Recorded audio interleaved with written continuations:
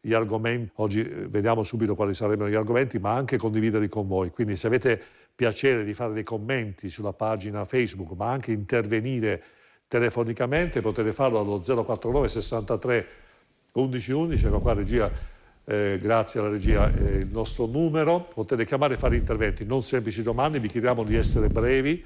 Qualcuno mi dice che sono un po' drastico nel chiudere le telefonate, però vi chiedo di non dilungarvi per dare spazio a tutti, per dare poi la possibilità di replica agli ospiti. Non solo domande perfette, ma anche osservazioni, considerazioni, sintesi brevissime.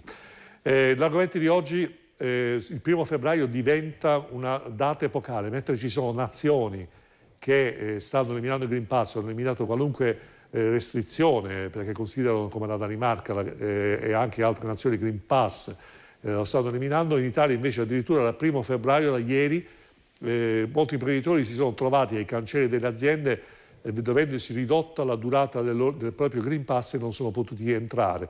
Alcuni dipendenti sono stati costretti a fare immediatamente la rincorsa al vaccino. Una situazione sembra antitetica rispetto al calo dei malati e delle terapie intensive, così come riferiscono i giornali del mainstream. Quindi questi argomenti li affrontiamo con i nostri ospiti, che vado subito a presentarvi. Abbiamo Marco Milanato, che è coordinatore Forza Italia Cittadella, provincia di Padova. Ecco, benvenuto. Poi abbiamo invece Giovanni Zorzi, che è segretario provinciale del Partito Democratico per Treviso. Buonasera, grazie dell'invito. Buonasera, benvenuto. E poi l'onorevole Sergio Berlato, eurodeputato MEP, gruppo dei conservatori e riformisti europei. Buonasera a lei e a tutti i telespettatori. Buonasera. Ecco, Berlato, partirei da lei proprio per commentare assieme la frase che ho detto all'apertura. Quindi ci sono, è una situazione paradossale, lei che è parlamentare europeo, quindi che ha la possibilità di contattare i suoi colleghi e di avere una visione magari anche, mi permetto di dire, più ampia a livello geografico rispetto a come possiamo averla noi.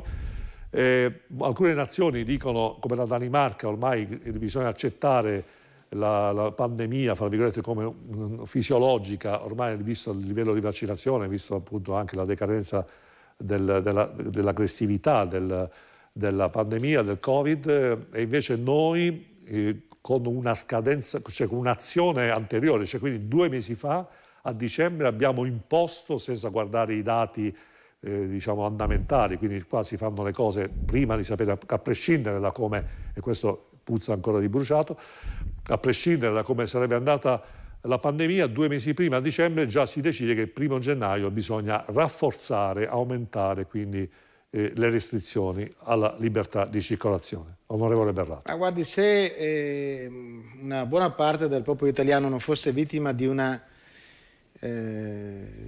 situazione particolare, di una ipnosi collettiva che sta impedendo a tante persone di ragionare e di guardare i fatti di quello che succede in giro per il mondo, in Europa. Io sono un deputato italiano al Parlamento europeo e vediamo che tutti i governi oramai di tutte le nazioni europee stanno dando dei messaggi che sono molto chiari, no?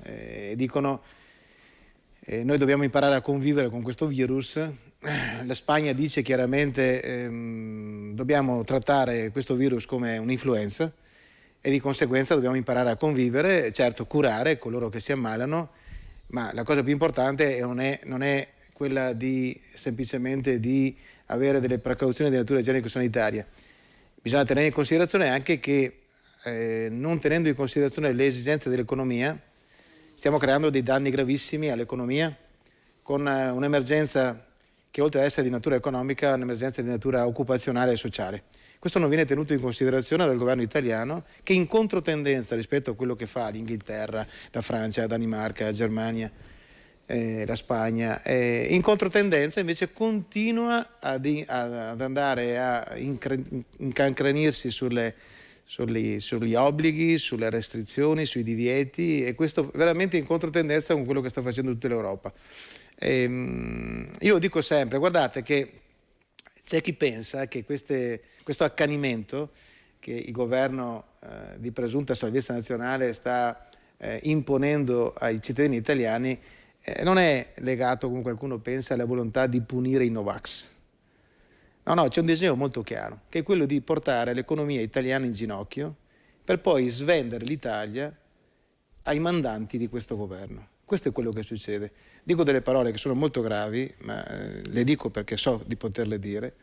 Allora, la questione sta in questi termini. Quindi guardate che avete visto che adesso hanno lanciato il messaggio della serie faremo il Green Pass, lo faremo con durata illimitata per coloro che fanno il booster, no? La terza dose. Poi vi racconterò l'episodio, l'ennesimo episodio che mi è accaduto con una carissima amica proprio l'altra sera. Lei e il marito, entrambi vaccinati con terza dose, sono ammalati, e il marito ha corso il rischio di finire in ospedale perché era stato abbandonato dal sistema sanitario in vigile attesa e solamente prescrivendo per telefono la tachipirina. L'abbiamo salvato interpellando un medico che nel rispetto del suo dovere professionale ha prescritto dei farmaci che hanno portato questa persona fuori da una situazione molto molto pericolosa. Dicevo, ecco, la questione sta in questi termini. Dicono: adesso vi premiamo, tutti quelli che hanno fatto la terza dose, vi diamo un Green Pass a scadenza illimitata. E qualcuno dice: guarda, ci premiano perché noi che abbiamo aderito alla campagna vaccinale o al ricatto vaccinale, adesso ci danno un Green Pass a scadenza illimitata. E guardate che vi danno un Green Pass per sempre, cioè vogliono fare in modo che anche quando è passata l'emergenza sanitaria vi vogliono costringere ad avere un passaporto per poter godere in parte delle vostre libertà. Cioè, questa è una cosa assurda. Sì, perché il fatto stesso che si parli di illimitato, cioè da un senso di... Ma molti ritengono che sia un premio. In realtà questi ti dicono che ti daranno un Green Pass, sarai costretto ad avere un Green Pass per non so quanto tempo, in misura illimitata, per sempre, e questo non è un premio a chi ha aderito alla campagna vaccinale, ma è una punizione, perché ti costringeranno, per poter godere delle tue libertà individuali o alcune di esse, ti costringeranno sempre a dover esibire un passaporto, adesso di natura motivato dall'emergenza sanitaria, ma poi magari motivato dall'emergenza di natura economica oppure ambientale, così come avviene in Cina. Poi parleremo di quello che succede già in Cina. No, sì, la via della seta, ricordiamoci che comunque la via della seta, questo avvicinamento alla Cina è stato fortemente voluto dal Movimento 5 Stelle all'inizio, vi ricordate, di questo quinquennio. Sentiamo una telefonata da casa. Pronto, chi parla? Buonasera, sono Bruno Cabbia di Campagna Olimpia, ho già chiamato un'altra volta. Sì, prego. Volevo congratularvi per la trasmissione perché la seguo quasi sempre. Grazie. Due cose. Allora, so che qualche anno fa io facevo l'imprenditore, adesso sono pensionato, so che esisteva un'autorità a controllo delle tariffe. Adesso mi vedo qui nel giro di pochi giorni si parla di 39%, 40% di aumento per le tariffe per l'energia elettrica, gas, quindi trovo strana questo aumento così sproporzionato rispetto a un garante che dovrebbe, diciamo così, adeguare le tariffe a quello che è l'andamento normale, quindi da un giorno all'altro. Si chiama libero mercato e quindi alla fine... Libero mercato, ma è incontrollato, perché se da un giorno all'altro le tariffe schizzano così, quindi è chiaro che c'è qualcuno che è in grossa difficoltà, e penso più di qualcuno.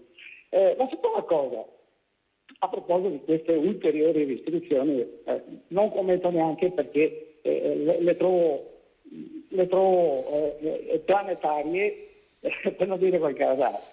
Io per esempio, se ricevo un avviso che mi è stata recapitata una raccomandata e io non ero in casa. Ecco, abbiamo inquadrato il logione.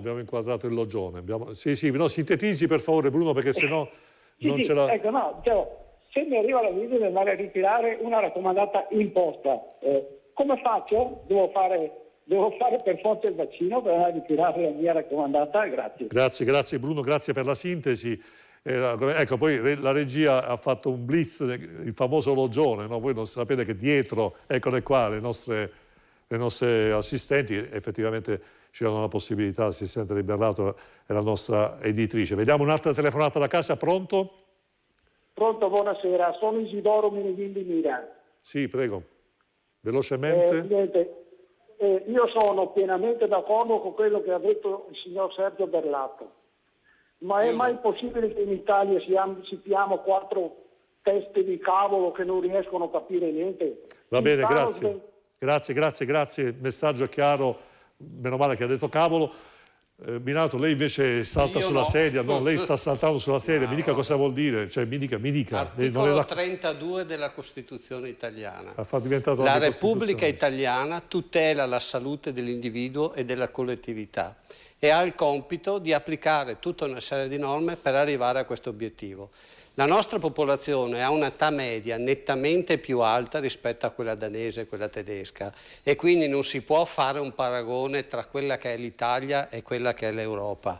Noi abbiamo una popolazione da tutelare in maniera diversa che non è quella della popolazione danese o tedesca. Ricordiamo che all'inizio della pandemia del Micron la partenza si è avuta proprio dagli altri stati, dalla Germania, dall'Austria e poi si è trasferita in Italia. Noi abbiamo importato il virus che ha colpito i vaccinati, o meglio quelli che avevano 2 vaccini. Se era per quel lavoro fatto in Italia, probabilmente il virus non si sarebbe diffuso.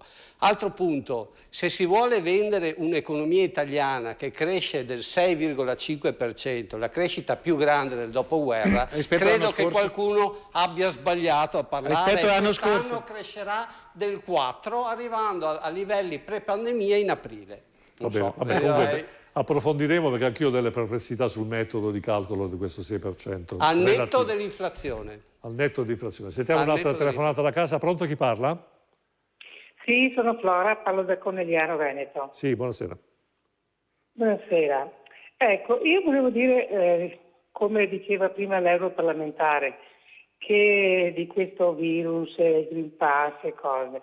Cioè noi, chi ci governa, ci sta portando a una rovina economica, perché, leggevo proprio oggi, il virus, le influenze sono sempre state, ogni 2 o 3 anni ce n'è quella più forte, ma nessuno mai si sono sognati a chiudere le scuole e girare con mascherine e Green Pass.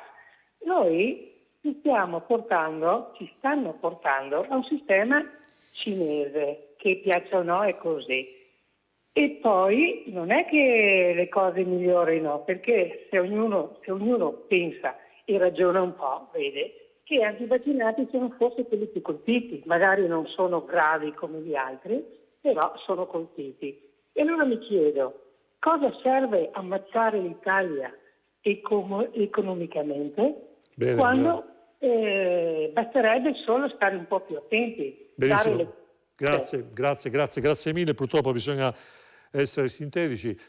Zorzi, mi è arrivato un messaggio di un telespettatore che dice: ogni volta che presento il Green Pass perdo un pezzo della mia libertà. Parole, diciamo, un po' sentite, gravi.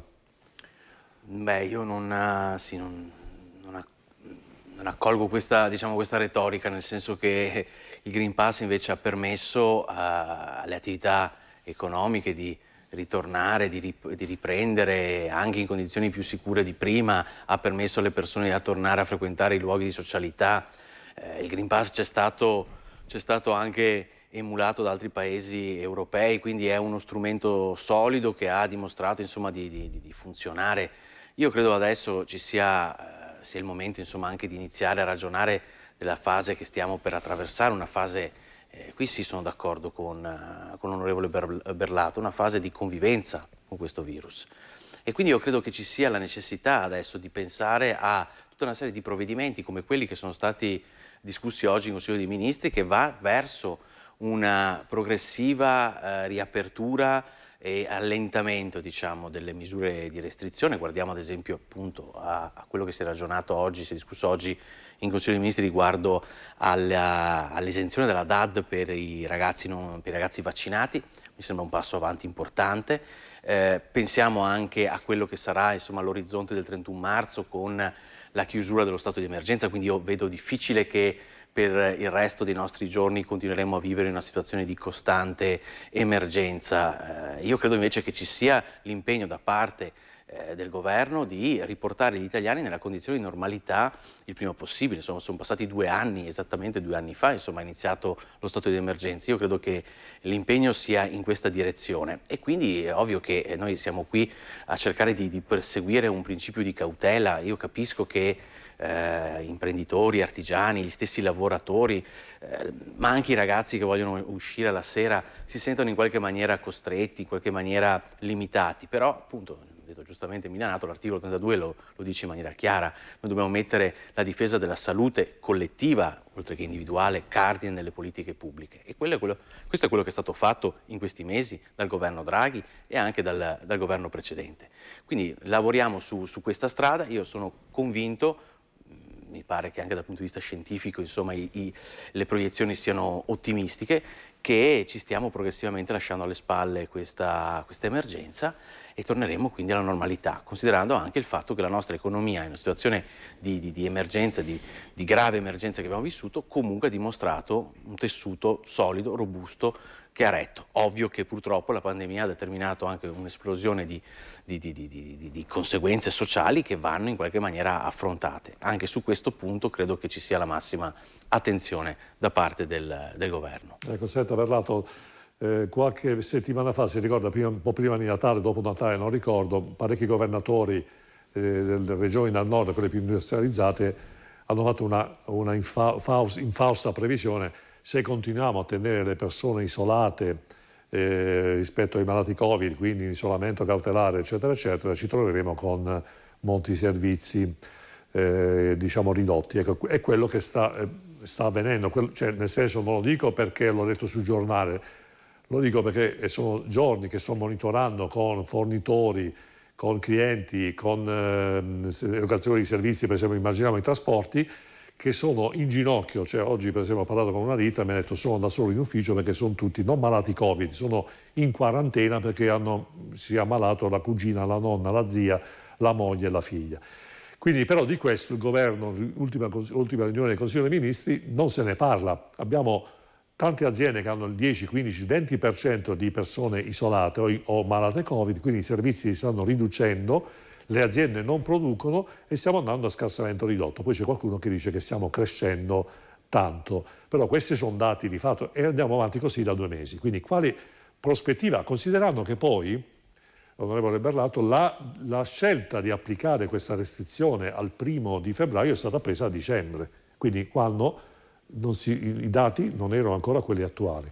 Guardi, io ho grande rispetto per gli esponenti sia di Forza Italia che del PD, che devono difendere, a dire la verità con poca convinzione, le azioni di quel governo che stanno sostenendo, un governo che io definisco criminale, un governo criminale che ha affrontato l'emergenza sanitaria in maniera assolutamente inadeguata, sin dall'inizio, ancora quello precedente, quando prescrivevano, ancora adesso lo fanno, per coloro che manifestano dei sintomi di Covid, prescrivono per telefono la visita attesa e la tachipirina, atteggiamento criminale che ha fatto morire decine di migliaia di persone in Italia, anziché curare le persone con i farmaci a disposizione che hanno dimostrato di poter ridurre di oltre l'80% i ricoveri in ospedale e di quasi 100% i decessi. Eppure continuano pervicacemente ad andare in questa direzione, pur avendo la constatazione scientifica, le evidenze scientifiche che basterebbe curare nei primi giorni di manifestazione della malattia, curare le persone e avremmo salvato decine di migliaia di persone. Non l'hanno fatto. Un giorno risponderanno di queste cose, sia il governo precedente che questo qua. Risponderanno della loro grave colpevolezza e che hanno creato tutte queste situazioni. Parliamo della questione economica. Allora, quando io capisco che è stato dato il compitino da ripetere e quindi dicono allora siamo a un aumento del 6%, 4,8% di inflazione che sta riducendo gravemente la capacità di acquisto delle buste paga degli italiani, voglio ricordare che l'Italia è l'unico paese in Europa a veder diminuita la busta paga dei lavoratori rispetto a quanto avviene in tutta Europa, dove in tutta Europa hanno aumentato la busta paga dei lavoratori, tranne che in Italia, dove c'è una drastica riduzione della busta paga. Unico caso in Europa. Già questo meriterebbe l'appello di un governo incapace. Ma al di là di questo, diciamo c'è un aumento del 6%. Rispetto a cosa? Rispetto all'anno scorso dove tutto era chiuso. Allora l'aumento è sempre, ma l'anno scorso abbiamo avuto un crollo dei fatturati delle nostre aziende che è andato dal 40 all'80%.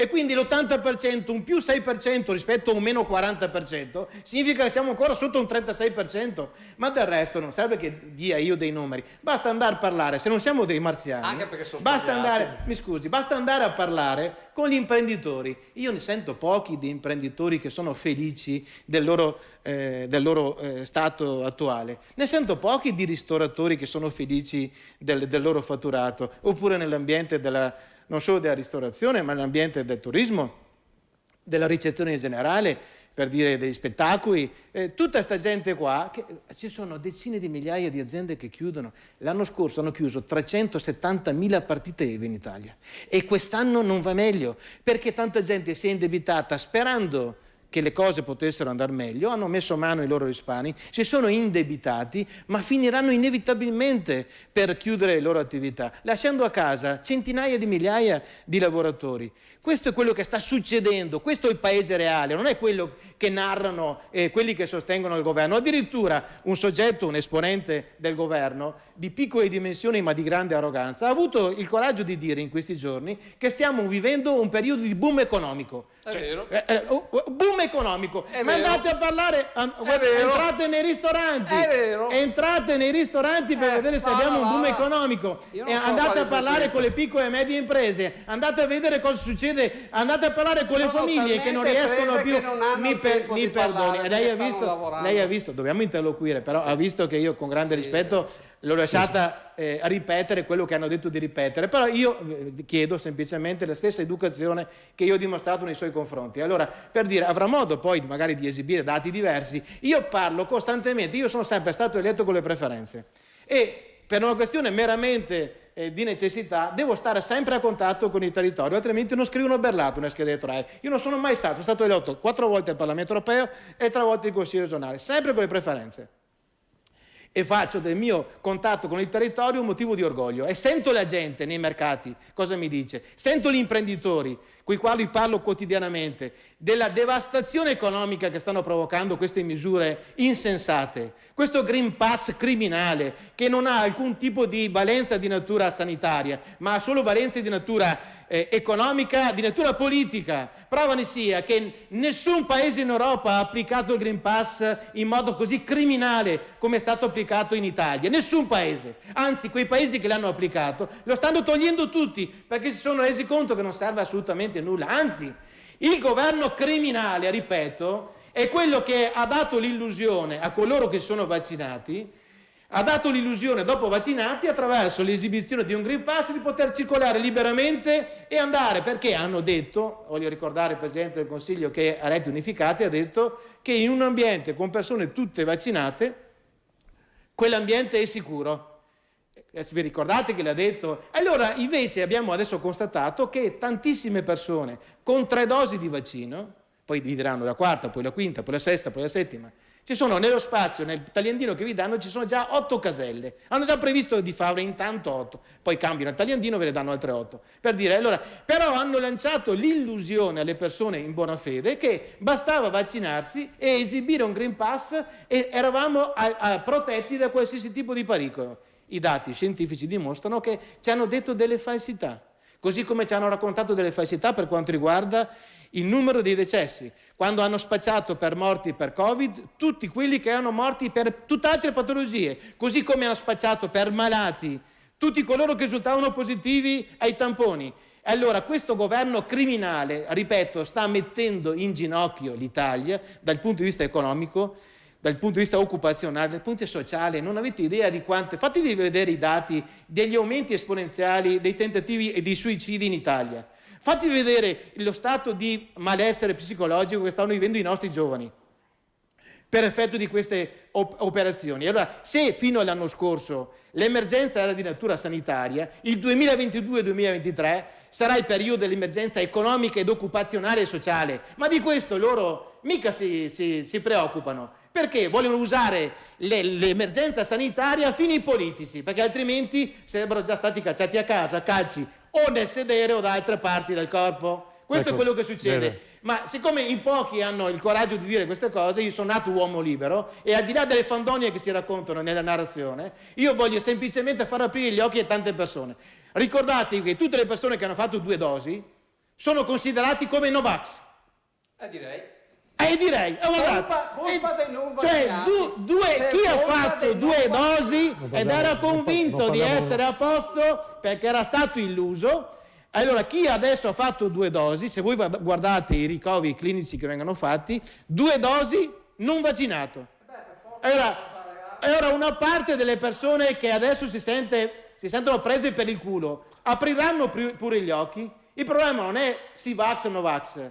Qui c'è un disegno molto chiaro per mettere in ginocchio l'economia italiana. Ricordatevi quello che ha detto Cossiga di Mario Draghi. Ricordatevi quello che ha detto. A proposito di quello che ha detto l'onorevole Bernato, prendo la palla al balzo, ovviamente dico, se c'è un imprenditore felice ci contatti, ci chiama. No, ma io sono disponibile. Sono disponibile, no, in diretta. Stiamo vivendo un boom. Io voglio sentire. Ho piacere. Ho piacere. Voi siete marziani. Se qualcuno ci vuol chiamare, vediamo se questa telefonata è questo imprenditore felice. Pronto? Lei è un imprenditore felice? Pronto? Buonasera. Dico, lei è un imprenditore felice? Pronto? No, non sono un imprenditore felice. Buonasera. Buonasera. Lovino. Sono Giampietro da Santa Maria di Sala. Non sono un imprenditore. Sono un pensionato, da poco pensionato. Posso solo dire una cosa. Allora, questo governo, sono convinto, non è il nostro governo, non è stato votato dagli italiani. Le persone che sono attualmente ad appoggio di questo governo dimostrano la loro falsità in tutto e per tutto, dalla Lega al PD, passando per il Movimento 5 Stelle. Perché? Glielo dico francamente, credo che la politica doveva fare politica e non giochetti. E noi italiani ci accorgiamo di questi giochetti. Ci accorgiamo di questi giochetti tutti i giorni e vediamo che non solo i politici stanno facendo azioni contro l'Italia e gli italiani, ma per il loro diciamo così, per la loro tasca, ma anche molti giornalisti. E mi dispiace, Lovino, ma molti giornalisti, non sto parlando di lei, ma in particolare alcune reti che fanno le solite trasmissioni, dimostrano la loro faziosità nel modo in cui vengono poste le domande e in cui tentano di avere le risposte. Sarà mia cura non votare nessuno di quelle persone che hanno votato questo Presidente, che non ritengo il mio Presidente. Bene, grazie da Giampietro da Santa Maria di Sala. Allora l'invito che faccio adesso, veramente 40 secondi di pubblicità, e l'invito che faccio, per favore, se c'è un imprenditore vero, però felice, autentico, che ci chiami perché vogliamo sentire la sua testimonianza. Grazie, a fra pochissimo.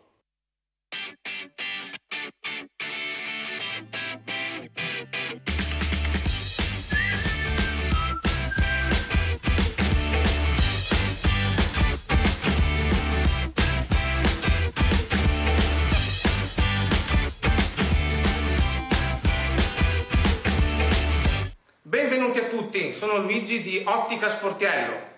Da oggi troverete disponibili sul nostro shop online, sul sito internet otticasportiello.it, una nuova gamma di occhiali firmati e della nostra linea artigianale LF. O se vorrete potete venirci a trovare in negozio, siamo a Zero Branco, via Nuolese 21D. E ricordate, Ottica Sportiello, vedi oltre il confine.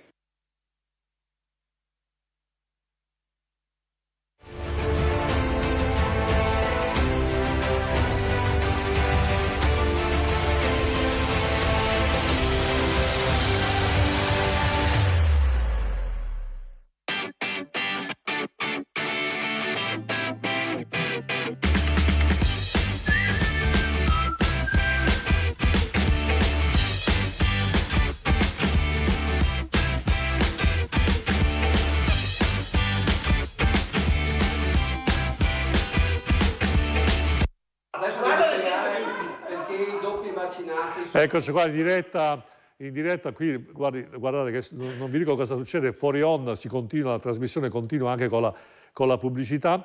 Ecco, io vorrei sentire una telefonata da casa sperando che sia il famoso imprenditore, perché secondo me ne troveremo uno fino alla fine, chissà. Pronto, chi parla? Sì, pronto, buonasera, sono il signor Paolo e chiamo dalla provincia di Venezia. Sì, prego. Non sono imprenditore, sono una persona normalissima. Ma felice lo è? Felice non è che l'imprenditore per forza deve essere, o meglio, uno deve essere per forza felice per fare l'imprenditore. È felice lei, Paolo? No, non sono felice assolutamente. Volevo dire la mia, appunto, condivido in pieno l'analisi dell'onorevole Berlato, che definisco persona illuminata e per fortuna che esiste, e condivido in pieno l'analisi in tutto e per tutto. La situazione è questa qui. Secondo me tutti dovrebbero allinearsi con quello che ha detto l'onorevole Berlato. Questo volevo dire. Va bene, grazie mille Paolo. Noi continuiamo adesso Milanato nella ricerca. Che mi è arrivato ieri da imprenditori che e settore? Siamo disperati, non troviamo personale. Ma che settore? Nel settore di lavorazione, di assemblaggio, di carpenteria. Il problema è che non si trova il personale. Qui si viene a parlare che c'è disoccupazione, suicidio. Ma suicidio di che? Ma perché non togliete il reddito di cittadinanza? Mancano le persone al lavoro, c'è la Milanato, gente lei che può alzare il eccetera. telefono e chiamare Berlusconi, togliete il reddito di cittadinanza così la gente va a lavorare. Il reddito di cittadinanza dobbiamo dire che è stato il disastro che ha fatto la gente il 4 marzo 2018. È per quello che io sono contrario all'elezione diretta del capo dello Stato. È giusto che siano i grandi elettori che lo eleggono. Il popolo in questo momento non è in grado di eleggere una persona come il capo dello Stato. È disorientato secondo lei? È troppo disorientato e comunque la scelta del capo dello Stato è una scelta difficile e secondo me dovrebbe essere stato scelto un politico e la Casellati sarebbe stata la persona giusta da nominare. Sentiamo un'altra telefonata da casa, pronto? Pronto, buonasera. Sì, abbassi il volume, se no non sentiamo. Buonasera. Dica. Ai suoi ospiti. Chiudiamo per favore. Ecco, chiediamo se telefonate dovete... So che è bello sentire la propria voce, però non possiamo, evidentemente, c'è il rimbombo, c'è uno sfasamento di qualche secondo, quindi inevitabilmente non si sente. Zorzi, l'economia, i dati economici bisogna saperli leggere. È fuorviante, secondo me, dare informazioni non corrette, diciamo, o meglio, rappresentare certe situazioni solo da un certo punto di vista.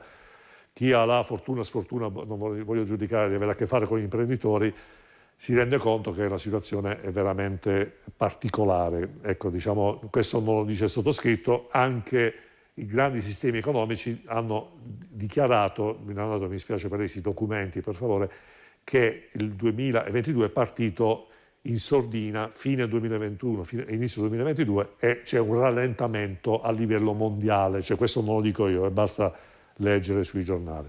Zorzi. Provvisorio. Oggi è chiaro che sto parlando di oggi e oggi. Sì, beh, è chiaro che noi siamo in un contesto di crisi globale determinata dalla pandemia, quindi sarebbe ingenuo pensare che siamo in un contesto, ecco, boom economico, no? Io quello che vedo dalla prospettiva, insomma, in cui mi trovo, insomma, la provincia di Treviso, ci troviamo con la provincia in Veneto con il più alto livello di inflazione e il più basso livello di salari, di stipendi in Veneto. Tra l'altro i salari non crescono da quasi 20 anni, più di 20 anni, quindi è un percorso che purtroppo non è iniziato con la pandemia e non è iniziato con l'attuale governo, ma viene purtroppo da molto lontano. E soprattutto c'è un fenomeno che riscontro, insomma, guardando anche, insomma, le persone con cui mi rapporto, della mia generazione, questa cercare di recuperare quanto è stato perso in 2 anni sta avvenendo a discapito di una serie di garanzie e di tutele, nel senso che in questo momento registriamo certo un aumento di occupazione, un rilancio dell'occupazione, ma di che tipo di occupazione? Noi abbiamo dati di praticamente 2/3 di quelli che vengono assunti in questo esatto momento risultano essere a contratto a termine, precari. Sì.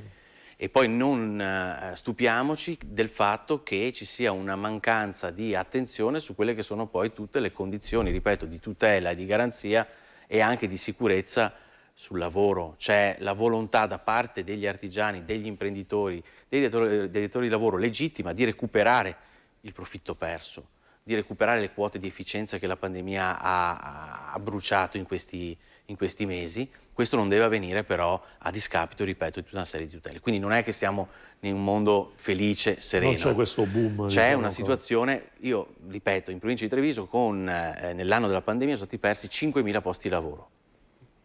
Qualcuno in più, qualcuno in meno, 5.000.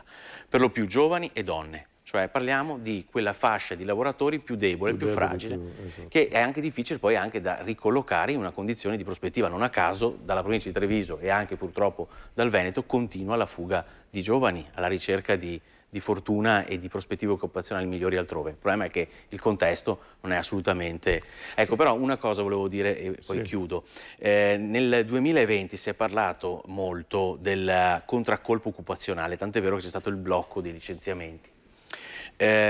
Io credo, ripeto, non siamo nel migliore dei mondi, non è una situazione di felicità per cui si possa guardare il futuro, però è anche vero che quello che tutti temevano, il contraccolpo del 31 ottobre, dello sblocco di licenziamenti per le piccole e medie imprese, col rischio che avrebbe comportato una serie anche di ripercussioni sul fronte occupazionale, quindi sociale, eccetera, non c'è stato, perché comunque c'è stata una ripresa, per quanto fragile, per quanto debole, per quanto non basata su fondamenti solide, che però ha garantito la tenuta di quello che poteva essere invece un collasso sociale ben peggiore di quello che stiamo vivendo. Quindi cerchiamo naturalmente di guardare con oggettività la situazione, non è una situazione rosea chiaramente, lo sappiamo, lo viviamo, il caro vita lo dimostra, abbiamo bollette che portano via una mensilità di pensione alle persone praticamente, quindi è chiaro che non stiamo qui a stappare champagne, ci mancherebbe altro. Al tempo stesso bisogna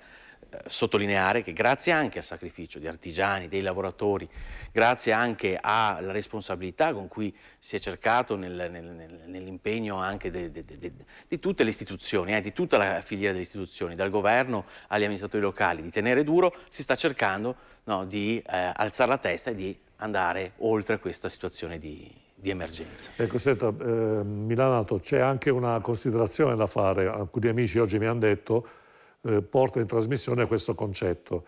Il 5% di inflazione, che non è quella reale, perché comunque ci sono materie prime che sono aumentate del 30-40%, le bollette aumentano del 50%, sono aumentate, stanno aumentando ancora ogni mese di più, dicembre, novembre, gennaio aumenteranno ancora, quindi se aumentano del 40% viene da pensare come mai l'inflazione si sia fermata nel calcolo solo al 5%.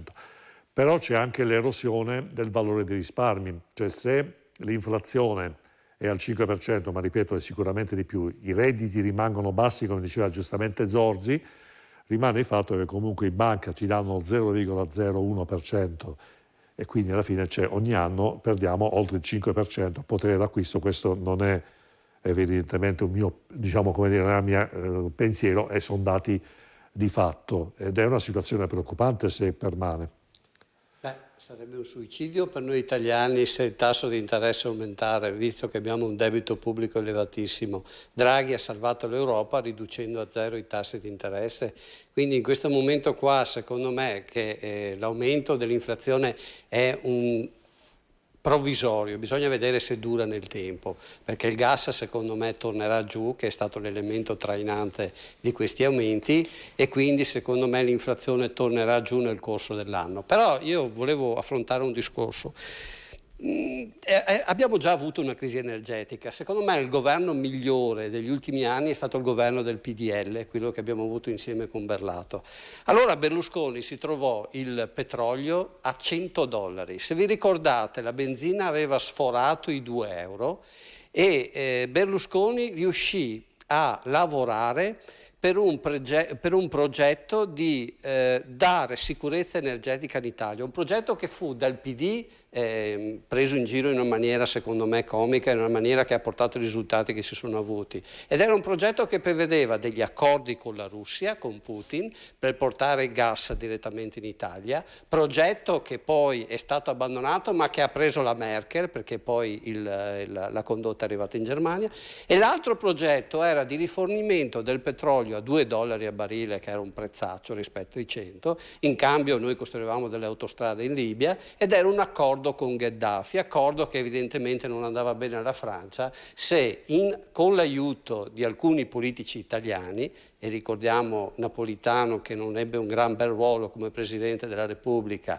e anche Fini che si comportò malissimo in quel caso lì, e anche quel progetto di risolvere i problemi energetici italiani andò a fallimento. Ecco, dopo abbiamo avuto una serie di governi del PD e dei 5 Stelle che non hanno mai affrontato la questione energetica, hanno lasciato che l'Italia, anzi diciamo che 70-80% dell'energia che serve in Italia venisse dall'estero, probabilmente perché costava meno di quella che potevamo tirare fuori noi, e di conseguenza ci ha portato in questo momento, in questa situazione, completamente spiazzati e di fronte a degli aumenti che non sono colpa di Draghi, ma sono colpa del fatto che per 10 anni non si è fatta politica energetica. Ecco, aggiungiamo anche per dovere di cronaca che il Movimento 5 Stelle ha imposto un divieto di trivellazione del gas nel mare Adriatico, quindi ci sono delle piattaforme che sono bloccate, no gas, no TAV, eccetera, eccetera, con demagogia, perché poi se non hai un piano alternativo, ecco la situazione in cui ci troviamo anche per colpa di aumenti di speculazione di mercato. Sentiamo da casa una telefonata, pronto? Chi parla? Buonasera, sono la signora Marta di Soave. Prego. Ecco, io dico solo 2 parole e non vi trattengo tanto tempo. Voglio fare solo le congratulazioni al signor Verrato, perché credo che sia l'unica persona in tutto questo tempo che abbia detto assolutamente la verità. L'unica persona che abbia detto la verità. Ed io sarò sempre con lui, perché questa è la verità, questa e null'altro. Va bene, grazie. Buonasera e grazie. Grazie alla signora Marta. Sentiamo se c'è un'altra telefonata. Pronto? Poi sentiamo l'onorevole Berlato. Pronto? Pronto?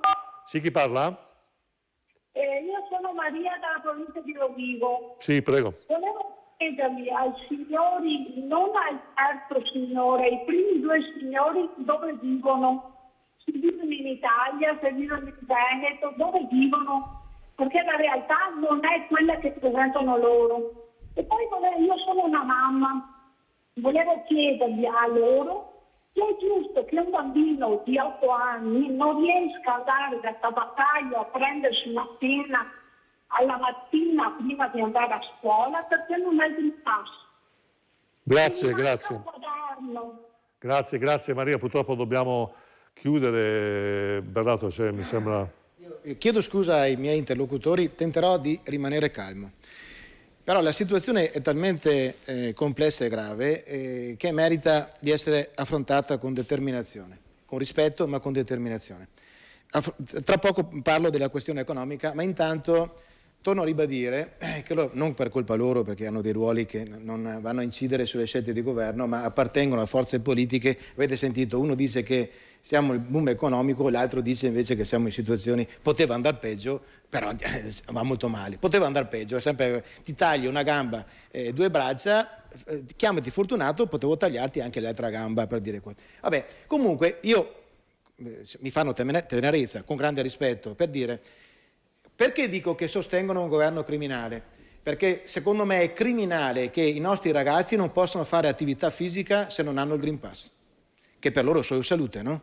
E quindi rafforzano le loro difese immunitarie, giocano, socializzano e quant'altro. Viene loro impedito di poter fare attività fisica se non hanno il passaporto verde. Ancora peggio, delle persone che hanno lavorato tutta la vita onestamente, hanno rispettato, pagato le tasse, hanno rispettato le leggi e quant'altro, e si ritrovano a non poter andare a ritirare la pensione, la loro pensione, quella che hanno meritato e maturato dopo una vita di sacrifici e di lavoro, non possono andare a ritirare la loro pensione se non hanno il Green Pass. Questo è criminale. Cioè questo meriterebbe altro che Norimberga 2, meriterebbe ben altro che la contestazione verbale. Questo è quello che succede per quanto riguarda la nostra situazione. Allora, la presunta boom economico. Noi abbiamo una riduzione normalmente del settore della ristorazione che va dal 40 al 60%.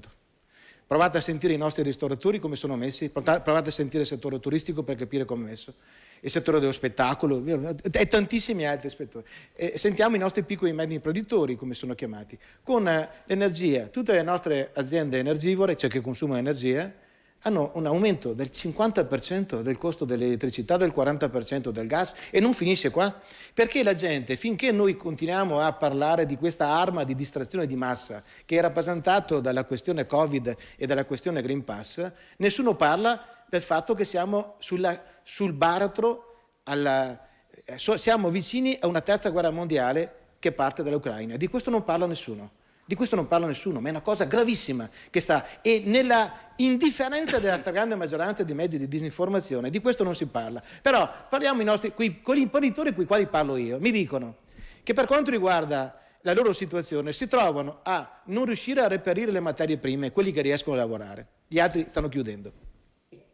Perché le persone che hanno bisogno di materie prime per poter soddisfare gli ordini che hanno ricevuto dai loro clienti, si ritrovano a dover fare chiudere i contratti con i loro clienti, ma poi quando vanno a ordinare le materie prime, la consegna delle materie prime viene differita di 3 ai 6 mesi o anche di un anno. E la cosa drammatica è che il prezzo delle materie prime non viene determinato al momento dell'ordine, ma viene determinato al momento della consegna. Quindi tutti i nostri imprenditori che devono fare un prezzo fisso ai loro clienti si ritrovano poi a fare, e sono impegnati con quel prezzo, poi si ritrovano, quando arriverà la materia prima, dopo 3 o 6 mesi o un anno, si ritrovano ad avere un costo che, come abbiamo visto, oscilla da un aumento dal 60 al 240%, 320%. Questo è quello che succede, questo è il mondo reale, non quello di marziani che si viene raccontato. Questa è la situazione che stanno affrontando i nostri imprenditori, altro che boom economico. Questo è quello che dobbiamo capire e affrontare. Ecco perché ho detto, se abbiamo per 2 anni parlato dell'emergenza sanitaria, parleremo nel 2022 dell'emergenza economica, occupazionale e sociale. Poi tutta quella gente che lasceranno a casa i nostri imprenditori, dove andrà a lavorare? Come faranno a guadagnarsi da vivere onestamente se i loro imprenditori, quelli che gli danno, perché finora una parte di questo governo, ma quasi tutto, ha sempre considerato gli imprenditori come le mucche da mungere, i limoni da spremere, no? Per dire presunti evasori, presunti ladri, quindi bisogna tassarli, bisogna metterli in ginocchio, anziché fare in modo da investire nel lavoro. Cosa fanno? Hanno investito sui monopattini, gli incentivi ai monopattini, e hanno investito per quanto riguarda il reddito di cittadinanza, che è la paghetta di Stato, che incentiva i giovani a stare a giocare sul divano anziché andare a cercarsi un lavoro. Questo hanno fatto i signori del governo.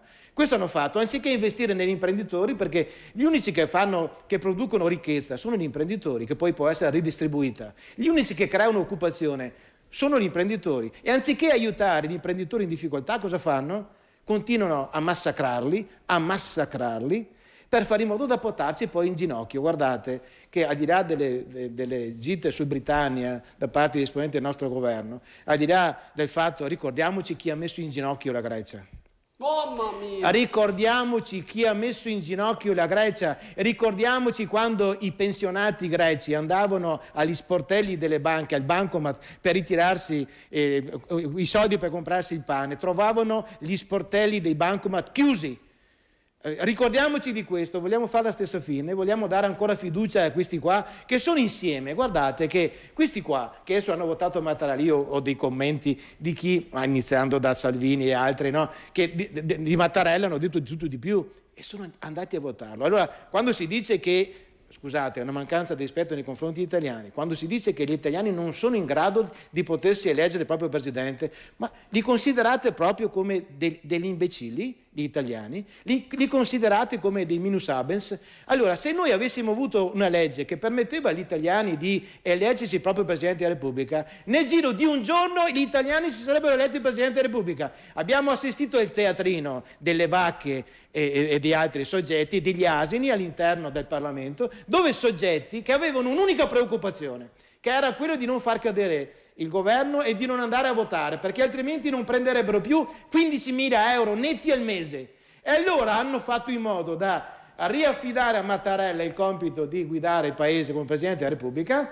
proprio con la promessa che il governo rimarrà almeno in carica fino a settembre, perché a settembre i signori deputati al Parlamento nazionale maturano la pensione. Se cade il governo, se viene sciolto il Parlamento prima di settembre, questi qua se ne vanno a casa. Certo hanno preso per tutto questo periodo 15.000 euro netti al mese, ma non prendono la pensione. Avete capito qual è la preoccupazione di quella? E hanno dato uno spettacolo indegno in questi giorni, indegno, per poi andare a ripiegare nuovamente su Mattarella, uno spettacolo indegno. Quindi se ci fosse una legge, come abbiamo chiesto più volte noi, che dà la possibilità ai cittadini di potersi eleggere democraticamente il proprio Presidente della Repubblica, le cose non sarebbero successe in questo modo, perché il popolo avrebbe dimostrato maggiore serietà e maggior maturità rispetto ai parlamentari, alle forze politiche che hanno guardato più alle loro sedie che non gli interessi degli italiani. Sentiamo una telefonata da casa. Pronto, chi parla?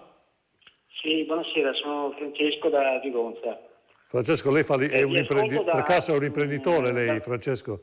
No, sono appena pensionato. Ah, bene. Ha una voce giovanile, quindi dico, se condivido in pieno, non conosco il MEP, il partito dell'onorevole Berlato, ma siccome sta dicendo cose molto pratiche e che vediamo sotto gli occhi tutti i giorni, sentire poi parlare di boom economico, a prescindere Forza Italia, PD, eccetera, eccetera, non so in che mondo viviamo, perché come diceva l'onorevole Berlato, questo sembra un premio, un super Green Pass illimitato, quando invece potrebbe anche rivelarsi una trappola. Tutto quello che sta dicendo, anch'io dico che questo è stato un governo criminale, perché dire tachipirina e vigile attesa, questo ha fatto causare la morte di decine di migliaia di persone, quando si sapeva benissimo che c'erano le cure a casa e non se ne parla più perché c'è ormai la cultura del vaccino. Se tu non ti vaccini non ti salvi. Mentre Draghi ha espresso un parere da medico, non è vero, perché anche i vaccinati possono trasmettere o prendere il virus. Quindi io all'ammasso dei cervelli non ci sto e contesto questo boom economico che non vedo, che forse sarà per le multinazionali e per chi lo esentasse, e quindi queste due persone che devono pur difendere il loro governo, capisco, non capisco quello che dicono, da che paese vengono. Va bene, grazie. Sentiamo un'altra telefonata, vediamo se, perché purtroppo abbiamo il centralino un po' intasato. Pronto, chi parla? Buonasera, Angela da Venezia. Sì, prego. Carissimo, ogni settimana ci sentiamo. Sì. Voglio dire, signor Berlato, guardi, parlare con queste persone vuol dire buttare i sassi nello stagno, perché io ho sentito prima il signor di Forza Italia dicendo che Forza Italia è stata derisa dai PD, da questi, da quelli, e poi sono insieme, e poi sono lì che mangiano e bevono assieme. Ma di che cosa stiamo parlando? Tutto va bene, tutto è bello, tutto è perfetto. Stiamo salvando il paese, signora. Stiamo salvando il paese. Stiamo salvando il paese. Quale paese? Il suo? No, il suo, anche lei, paese? Signora. Anche lei, signora. Le garantiamo la sua pensione. Sì, ma per cortesia, per cortesia. Non mi faccia ridere, caro signore. Viva la realtà e veda la realtà. Fate ridere anche sì, facciamo ridere. Va bene, grazie signor Angela. Non vogliamo... che voglio finire, perché il termine criminale bisogna metterlo al posto giusto. Allora, i nostri padri fondatori, quelli che hanno vissuto il fascismo e hanno visto il disastro del fascismo, hanno preso quel criminale di Mussolini, perché quello era un criminale e Draghi un salvatore, giusto per dare i termini giusti, e hanno deciso che l'elezione del capo dello Stato veniva fatto da molti elettori, ma questo l'hanno fatto perché hanno capito che dare il potere al popolo poteva portare a un criminale come Benito Mussolini di scappare con l'amante, con i soldi, e di lasciare gli italiani con le pezze al culo. Il termine criminale bisogna usarlo per le persone giuste. Il fascista Mussolini era un criminale, Draghi è una persona seria che ha salvato l'Europa e che sta salvando l'Italia. Ed è così per il 90% degli italiani. Poi mi permetterò di fare delle valutazioni su queste affermazioni. Se mi viene data la possibilità. A parte il fatto che comunque non è stato eletto dal popolo Mussolini, non so, mi piace, quindi non c'entra nulla, e poi sono passati... è stato anche eletto perché poi ha fatto una votazione nel 21-22 in cui comunque... a forza di manganellate ha fatto votare portarla poi, ma voglio dire, non è stato comunque, non è diventata dittatura per questo, e poi comunque sono passati 75 anni. Però i nostri padri fondatori della Repubblica sapevano bene quello che hanno fatto e hanno creato pesi e contrappesi. Vediamo un'altra telefonata da casa. Pronto, chi parla? Sì, buonasera, telefono da Padova, è un piacere ascoltarti. Mi rivolgo al signor Berlato, che è stato un piacere ascoltarlo prima, e chiederei al signor Berlato se io ragiono male, e cioè qui non è questione di una parte politica o un'altra, è un fattore. In Italia c'è la piccola e media impresa che ha prodotto professionalità, si è reso grandi nel mondo. Mi sembra che negli anni 70 stavamo superando anche l'Inghilterra, e quelle tasse che si pagano sono soldi veri, non soldi virtuali. Poi c'è una parte, l'establishment del paese, e mi rivolgo a Stellantis, la Fiat, la Piaggio, tutte quelle aziende che non hanno bilanci sani, hanno bilanci fittizi, fanno dei prodotti che possono anche piacere, non piacere, ma li paghiamo noi. Cioè, le porto un esempio, Conte, che è stato scelto dallo studio Alfa tramite Giuliano Amato, amico dello studio, appena primo ministro 6 miliardi alla Fiat, 6 miliardi. Col signor Arcuri con colpo di magia, le mascherine, soldi a palate agli amici degli amici. Cioè, signor Berlato, secondo lei, me ne porto un esempio, i bilanci delle banche qui in Veneto, c'è stata quella Cecilia Carreri, quella grande magistrato che l'hanno fatta fuori perché nel 2003 aveva visto i bilanci di Popolare Vicentina, da lì potevamo salvare anche Veneto Banca, posti di lavoro, suicidi, un disastro per il Veneto. Cosa hanno fatto? Hanno regalato tutto a Banca Intesa. Monte dei Paschi, siamo sotto di 25 miliardi e Monte dei Paschi sarebbe proprietaria insieme con Generali Assicurazioni e Banca Intesa di Banca d'Italia. Allora la mia domanda è questa: questi bilanci di questi loro signori, l'establishment, che praticamente con l'Annino ha disastrato l'Olivetti, ha disastrato la Telecom, e difatti la Gabanelli, che ormai non è più la Gabanelli di prima, l'altro giorno, e ho proprio finito, non è che ci ha spiegato bene a noi italiani che la Telecom l'hanno disastrata, gli hanno messo sul gobbo la 7, hanno speso fiumi di denaro, e poi cosa hanno fatto con la 7? Gliel'hanno regalata tramite Banca Intesa al signor Cairo che ha lavorato, è cresciuto con Dell'Utri, con Berlusconi, 13 anni, è stato condannato a 19 mesi di carcere perché ha anche cantato, patteggiato, ha fatto furbacchione.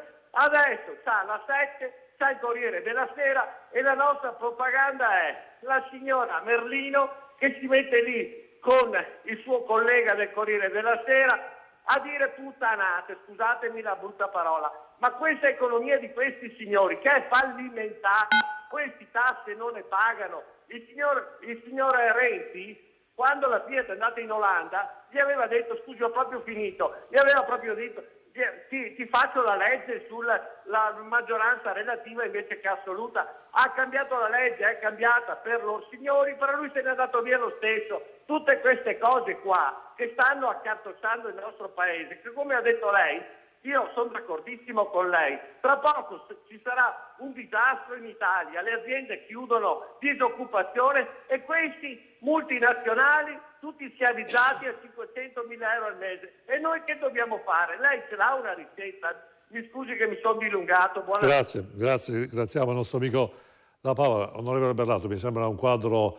Io però le chiedo una cortesia, se si prepari la risposta, perché lanciamo l'ultimo stacchetto pubblicitario, 30 secondi, e ancora qui con noi.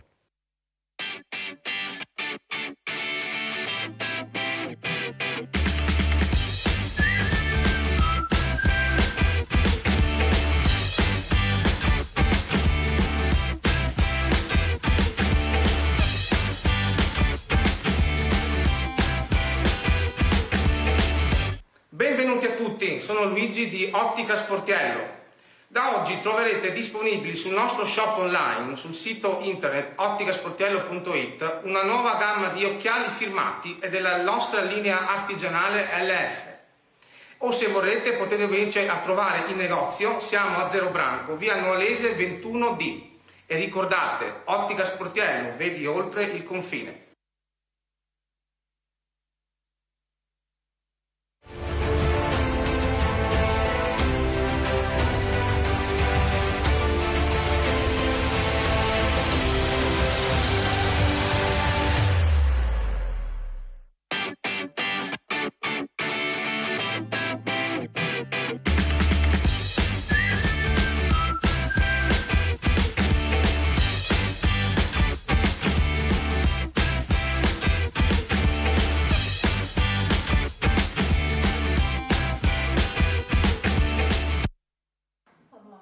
Eccoci nuovo di qua, e ovviamente la trasmissione è continuata. Milanato, un attimo che così facciamo parlare anche lei, insomma, perché qua nel frattempo è andata avanti, la trasmissione è andata avanti. Mi piace un commento che è arrivato: non chiama nessun imprenditore felice perché è talmente felice di aver chiuso la partita IVA. Quindi ecco, si porta a casa questa... No, digli che è talmente impegnato a pensare al lavoro che deve fare domani. Io so, in questo momento non credo, però può darsi il futuro. Comunque inviterò Bellato a fare un giro nell'Alta Padovana, perché il cercasi è in tutte le aziende. Quindi non so lui dove veda licenze. Da noi c'è cercasi dappertutto. A Milanato... Venga pure nell'Alta Padovana, quando vuole lo invito. Non appena lui e gli altri di Forza Milan, scusate, di Forza Italia... Beh, può anche dire Forza Milan. Scusate, è un lapsus.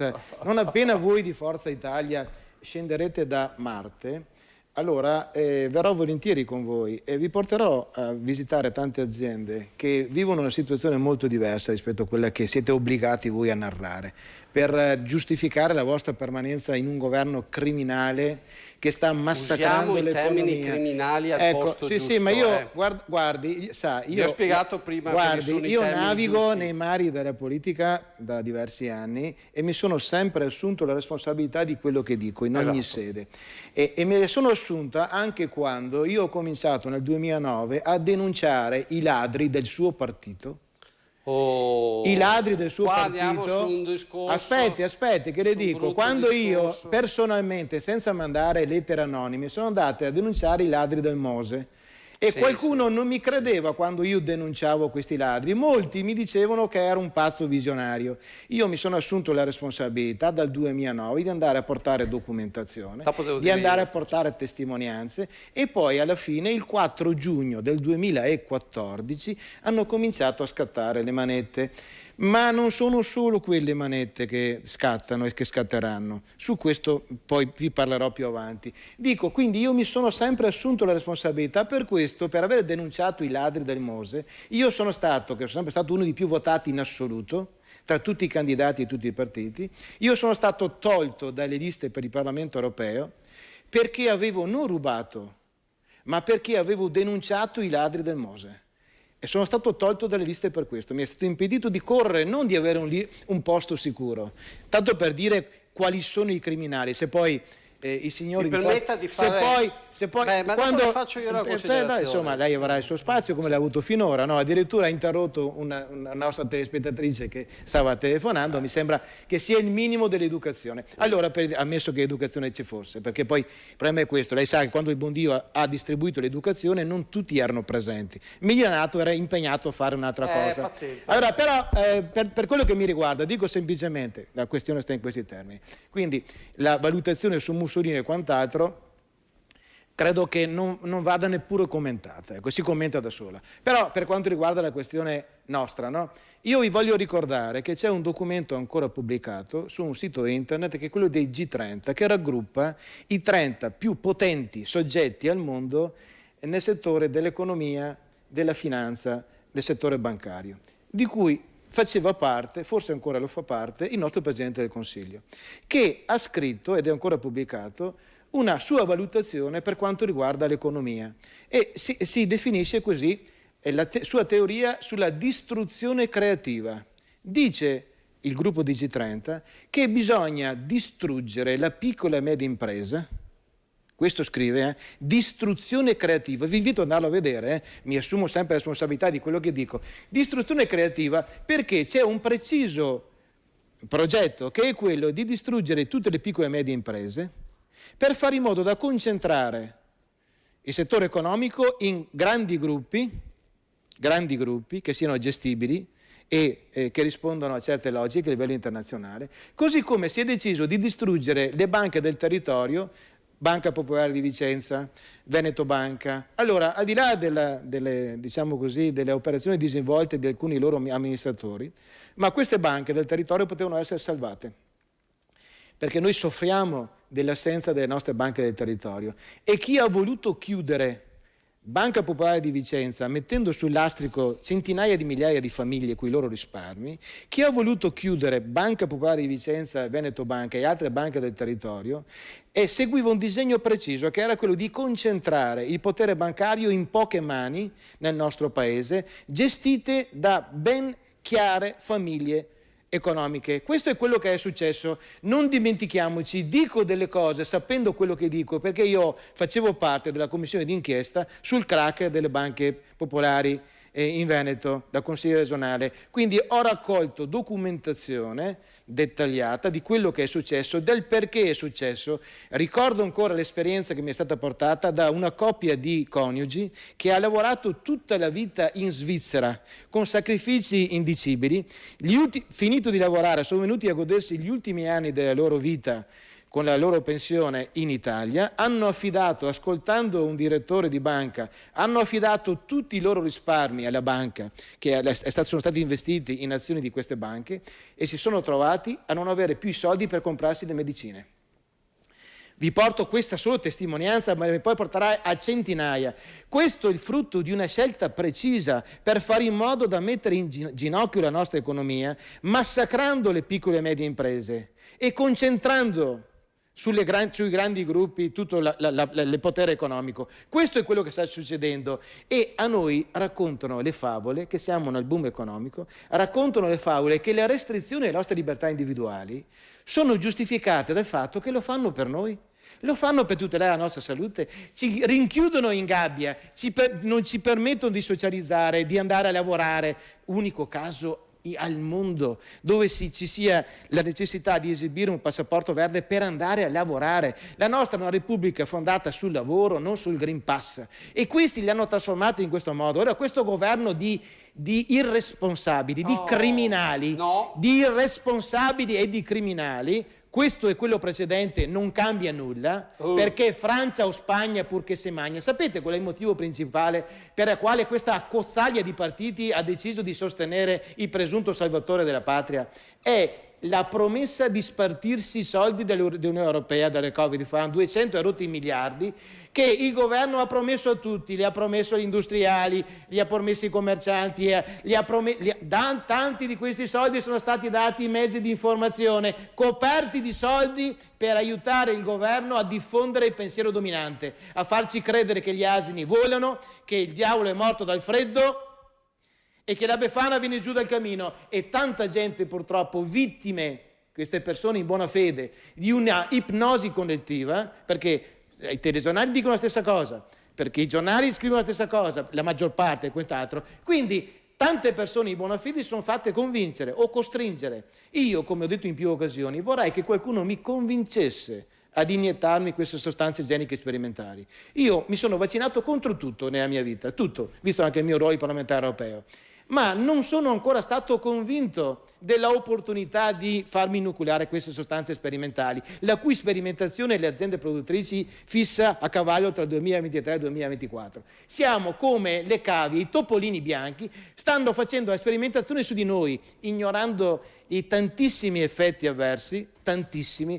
Io sono andato al funerale 2 giorni fa di un amico carissimo mio qua in provincia di Padova, Montegrotto Terme. Allora, sono andato al funerale, ma ho tantissime esperienze di persone sanissime che dopo la terza dose sono morte per infarto oppure per emologia cerebrale e quant'altro. Non voglio generalizzare, io non critico chi ha deciso di aderire alla campagna vaccinale, li rispetto, però non capisco perché uno che ha creduto alla narrazione secondo la quale facendosi 2 o 3 dosi era perfettamente immunizzato, poi scopre che dopo 3 dosi si ammala, contrae il virus e lo diffonde agli altri.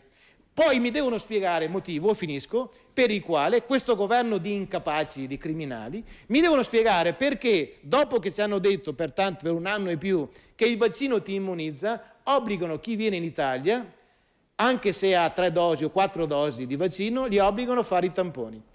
Ma chi volete prendere ancora per il culo, oltre a quello che avete fatto in questi periodi? Guardate che la gente si sta svegliando e non c'è niente di peggio che una persona in buona fede che ha creduto alle istituzioni accorgisi che è stata presa per il culo, perché questi diventano feroci. State attenti, perché la misura è colma in Italia e non vorrei che l'insoddisfazione che sta montando, perché quelli che hanno avuto 2 dosi che si trovano paragonati ai Novax, guardate che sta gente qua si sta incazzando di brutto e non si limiteranno a protestare in maniera democratica se va avanti così. Volevo sentire un'altra trasmissione con Berlato, però è impossibile. Quando vuole, ma porta dei dati, non delle fantasie. Zorzi, volevo sentire questo, un commento diciamo abbastanza comune. Ecco, se poi dopo le partite IVA chiudono, chi manda avanti il carrozzone, dice la signora Claudia qui, però in definitiva l'Italia, perché poi alla fine la ricchezza, i posti di lavoro vengono creati dalle aziende.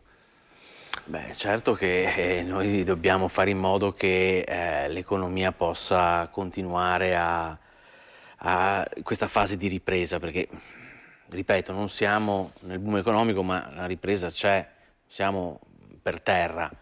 È chiaro che siamo ancora distanti dai livelli pre-pandemia, addirittura in alcuni casi siamo ancora distanti dai livelli pre-grande recessione del 2008. Provincia di Treviso, la pandemia è intervenuta in un contesto che aveva ancora tutte le fragilità di quella precedente crisi. E quindi è evidente che non siamo in una situazione rosea. Sulle partite IVA io credo che ci sia veramente da considerare, insomma, uno sforzo maggiore da questo punto di vista. Anche perché quando si parla di partite IVA noi parliamo di liberi professionisti, ma per lo più, soprattutto per quanto riguarda, insomma, un po' il mondo con cui ho a che fare, parliamo di giovani neolaureati che si stanno inventando una carriera lavorativa, lavorando nel settore dei servizi, della comunicazione. La pandemia è stata un'ammazzata micidiale da questo punto di vista per loro.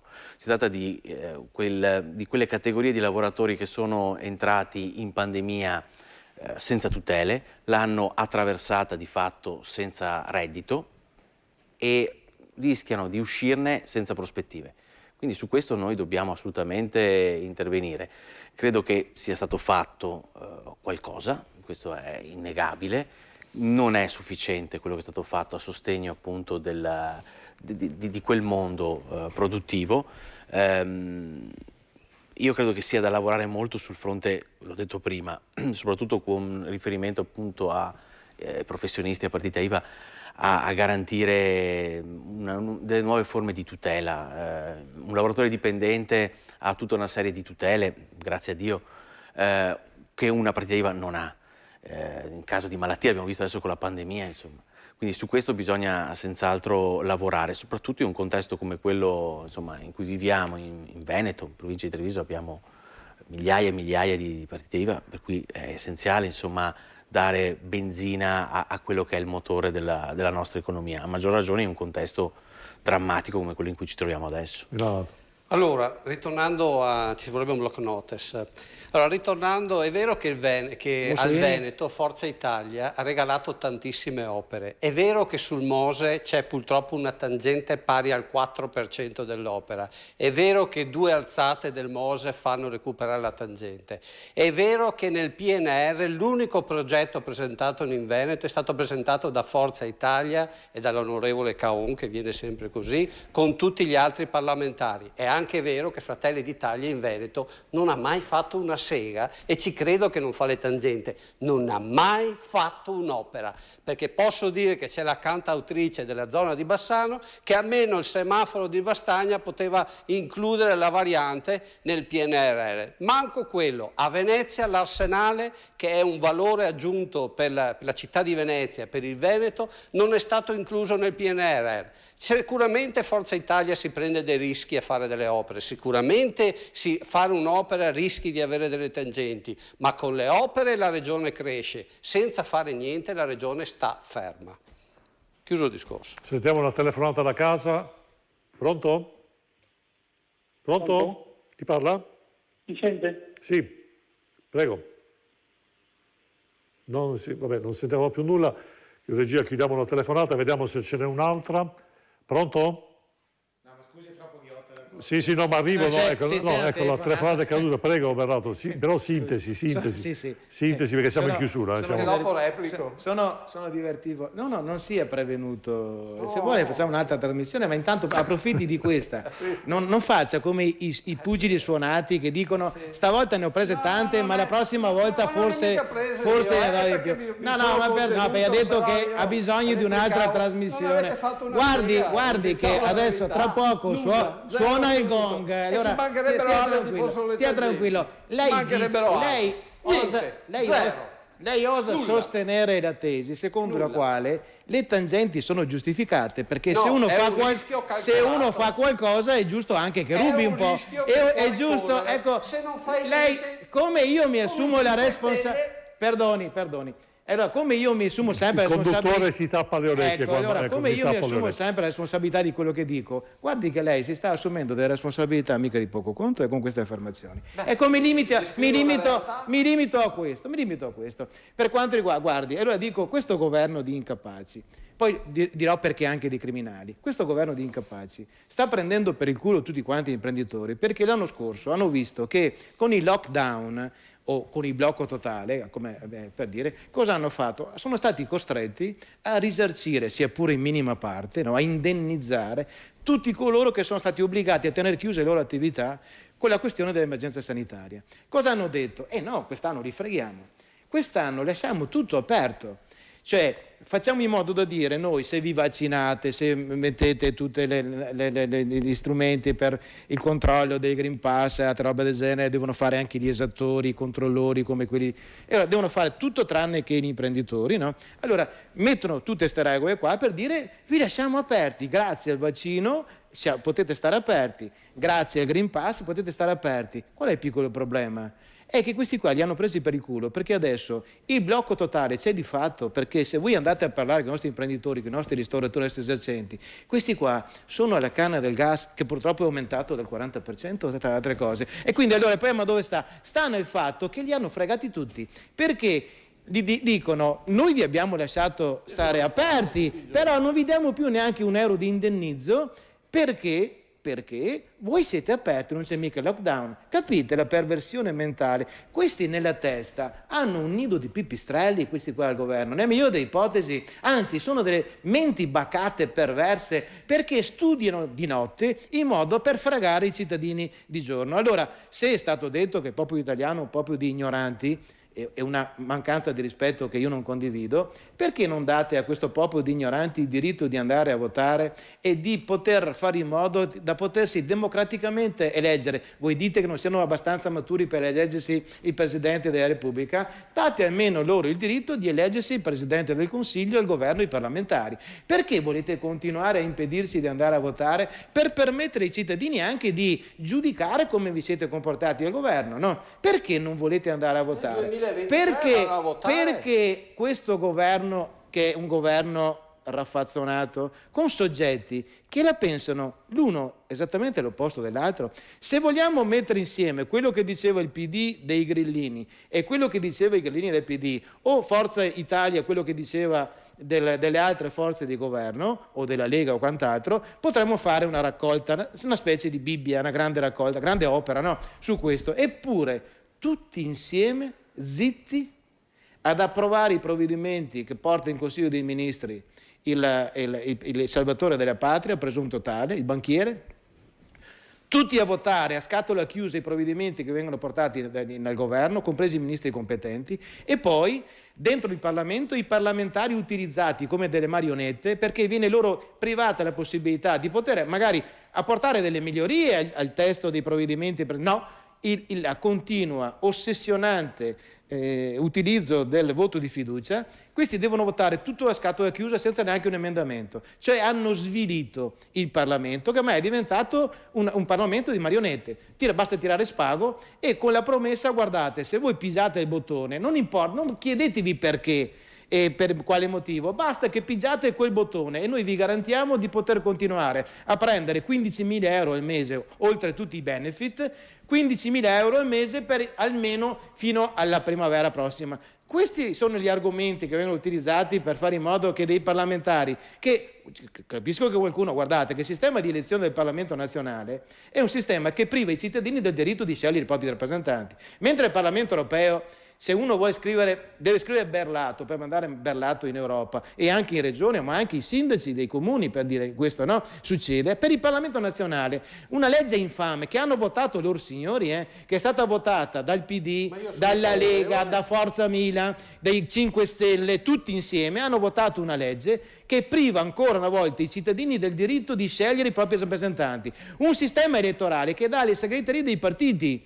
il privilegio di scegliere i parlamentari. Guardate che su questo sistema elettorale, perché vengono eletti in base alla collocazione in lista, prima scatta il primo, dopo il secondo, il terzo e il quarto. Se in lista prima c'è il mio cane da caccia, un Labrador nero di grossa taglia che si chiama Bruce, primo è il mio cane e secondo posto è il signore di Forza Milan, cosa succede? Che il mio cane diventa senatore, ci ha già pensato Caligola con il suo cavallo, per dire, quindi tanto per evocare cose, però scatta senatore il mio cane ma non scatta senatore il rappresentante di Forza Milan.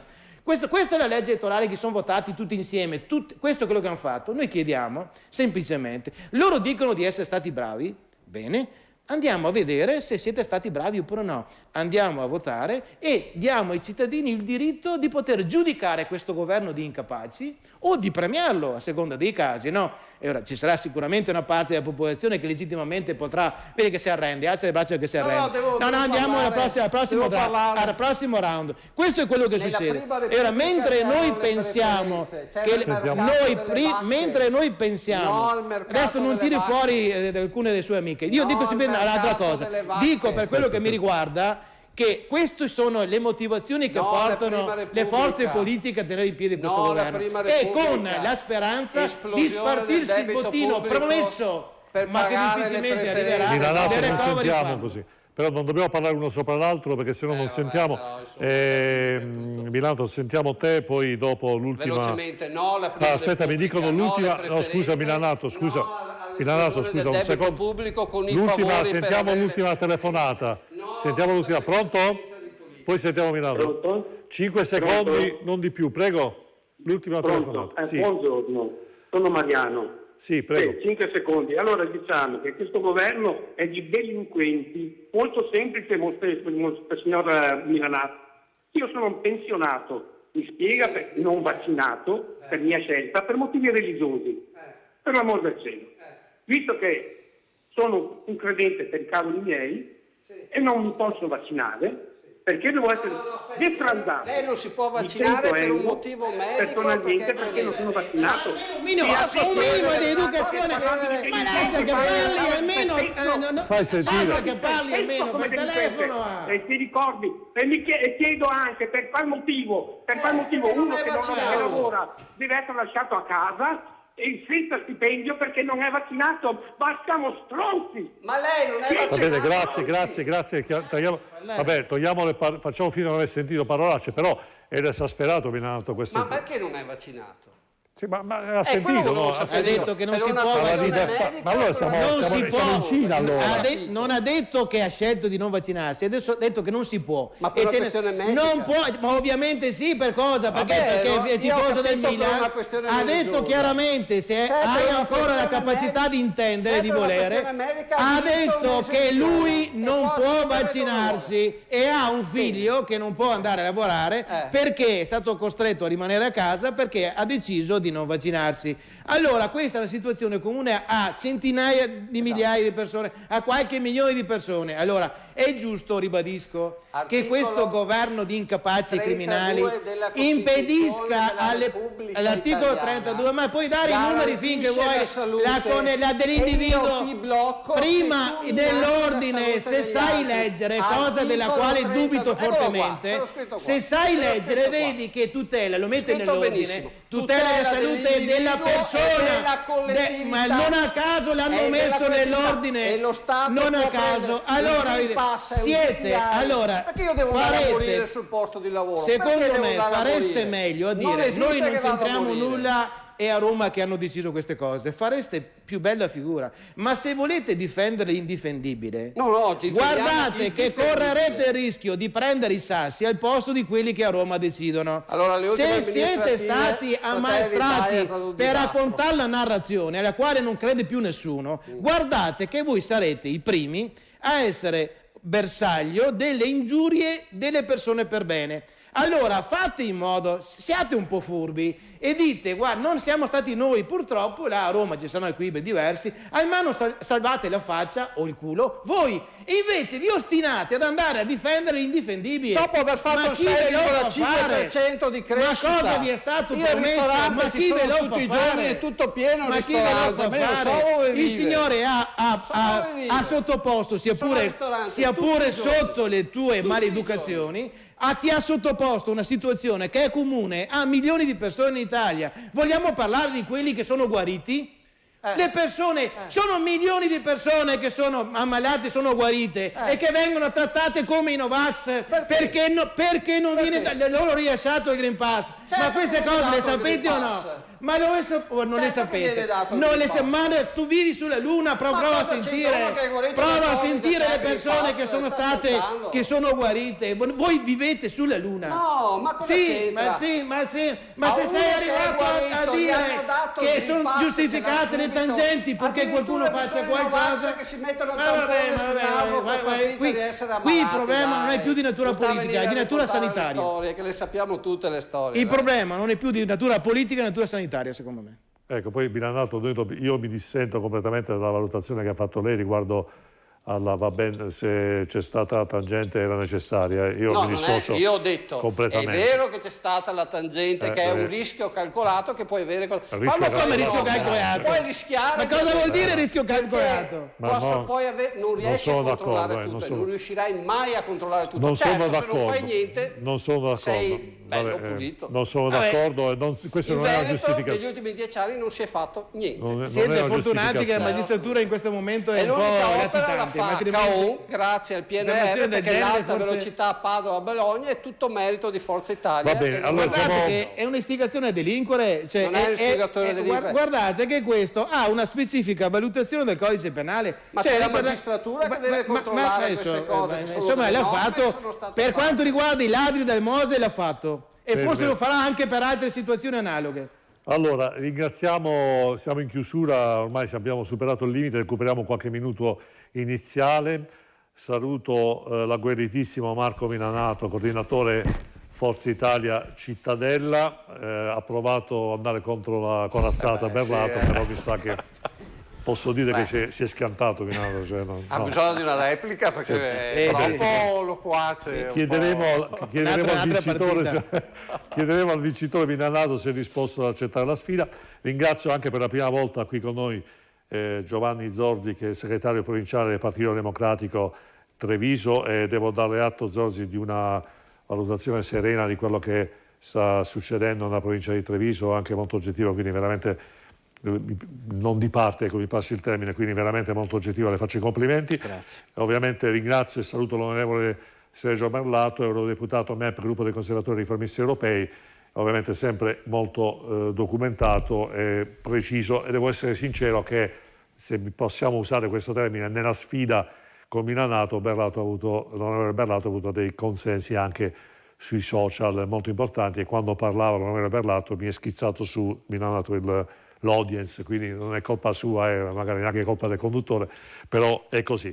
Ecco, io ringrazio tutti, ovviamente tutte le persone, Angela, Francesco, Maria, Bruno, Paolo, Mariano, che hanno chiamato, e altri che hanno chiamato da casa. Sono stati tanti, abbiamo dovuto interrompere le telefonate perché sono state tantissime. Dico semplicemente, ci vediamo mercoledì prossimo. Sapete che Insieme delle Persone è solo il mercoledì, potete seguirci sui social, domani pubblicheremo i video dei interventi degli ospiti più importanti. Una cosa che dico a casa, e ovviamente dico anche a Draghi, le riforme, spending review, contenimento e miglioramento della meritocrazia nell'apparato pubblico, e riforma del sistema scuola. Sono le 3 sfide che l'aspettano come Presidente del Consiglio dei Ministri per i prossimi mesi. Vedremo cosa riuscirà a fare, considerando che siamo in piena campagna elettorale e chissà i partiti quanto le daranno filo alla torcere. Però le riforme noi le aspettiamo da almeno un anno, quelle vere si intende. Alla prossima, mercoledì prossimo. Grazie.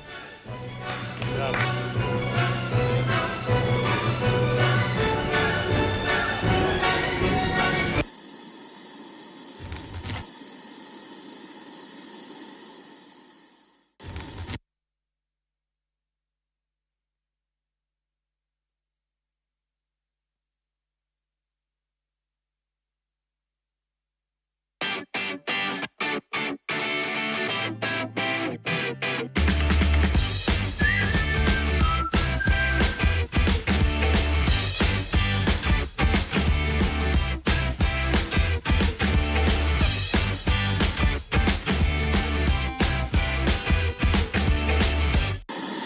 Non c'è un po' la macchinazione, non c'è una